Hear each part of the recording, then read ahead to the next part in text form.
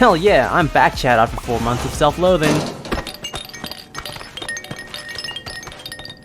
That ReZero video really left me on the brink of game ending myself because half the people just missed the point for some reason. Either way, it doesn't matter, because what does matter is that I'm back to telling you guys that your opinions are wrong again! Anime piracy is a contentious point in the anime community, and I can see why. I'm gonna be real, I don't think pirating is bad all the time. Back in my day, even I sailed across the 7 seas. On one fateful night, I came across this wolf girl and enslaved her. Because of that, now she's my wife and she gets fed lots and we have lots of sex. Piracy can be good sometimes, especially when you're a kid with no income. We can archive shows that haven't been licensed or are lost to time, and I can watch Demon Slayer without supporting it. I understand that many people have good reason to avoid supporting certain companies. With the whole Crunchyroll stealing mail scandal that lasted for approximately, 17 days?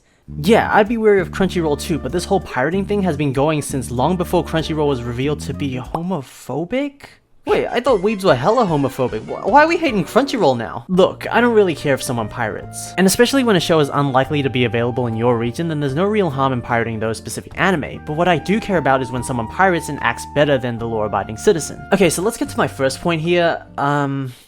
Pirating sucks ass. Like, I don't understand why people act like using Kiss Anime is a better experience than Crunchyroll. Back in my day, I had to trudge through rivers of porn ads, and yes, I could use adblock, but there was always this constant war between ad blockers and porn advertisers. People like to say these sites are more convenient, but legal or not, I still can't watch the quintessential quintuplets honeymoon arc, and I'm getting to a point in my life where I need more Miku.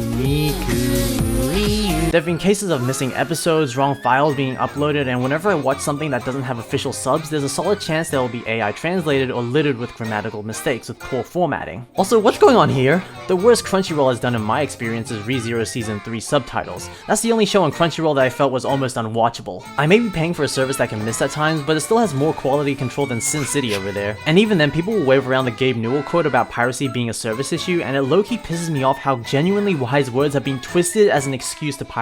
Also, Crunchyroll used to be free with ads? This doesn't apply anymore because Crunchyroll is now for rich people, but y'all were complaining about paying for Crunchyroll when it was free from the beginning. I mean, you had to pay for simulcast, but they were available for free just a week later. So I've just kind of come to this conclusion that I think humans are inherently selfish, at least piracy advocates. They're like children demanding instant milkies from their thick juicy anime titters. I'm not paying for Crunchyroll. Bitch, you never had to! Another entitled baby take people regurgitate is that they don't want to pay for multiple streaming services, which is wild because you would not survive the era pre-Netflix. Where did this idea that you're entitled to every anime ever under one subscription come from? I'm not entitled to watch Dandadan just because I bought Rama 1/2 on Blu-ray. How is a streaming service even realistically meant to acquire the rights to every show ever? I do understand in cases like Bleach where you need multiple subscriptions for one series, but complaining that a whole ass other show is not available is mind-bogglingly ignorant of people who are not you guys, because you guys are my beautiful viewers and you would never think something so stupid. Anime pirates are all probably going to hell because they be in their lie era, as they say.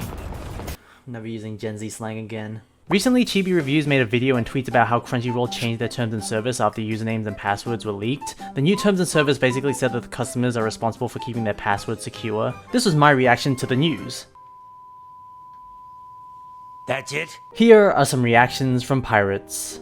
Yeah, this is like 9/11 level bad. I'm sorry, when did Get Hired onto Crunchyroll's IT department? When do I start receiving my paycheck? Just logged in from Mexico. Same TOS update. Already cancelled my subscription. Thanks for the heads up. I am responsible for my own content too. Sail the seas. Checkmate, Crunchyroll. Now, credit where credit is due, Chibi did retract his statements, and if you guys haven't caught on already, these are very normal terms when signing up for an online account, and you can even find extremely similar terms for Google. But on top of that, these terms weren't added after the data breach. They were already there. It was all hysteria. Look, facts don't care about your feelings, and the reality is, if you like a piece of entertainment, you should probably pay for it. That's how companies gauge interest and get more of what you want. I see pirating the same as littering. Yeah, one Coke can won't make the earth implode, but when everyone has the same mindset, then suddenly there are 8 billion Coke cans that will make the earth implode. People will act superior for pirating, but the only reason they have the content to pirate is because there are still people out there who actually do pay for their content. But of course, people have claimed to come up with better ways to support the anime industry without subscribing to streaming services. These people will tell you to buy figures to support the anime instead. But that makes zero sense actually, because the animation studios will not be seeing any of that. Also, do you think I'm made of money? Also, I don't enjoy every show I watch enough to buy merch. Also, the anime industry is exploitative towards their animators and manga authors. Most of them are underpaid and overworked because the production committees refuse to give them their hard-earned cash. Crunchyroll is probably as bad as the Japanese companies behind your favorite franchises.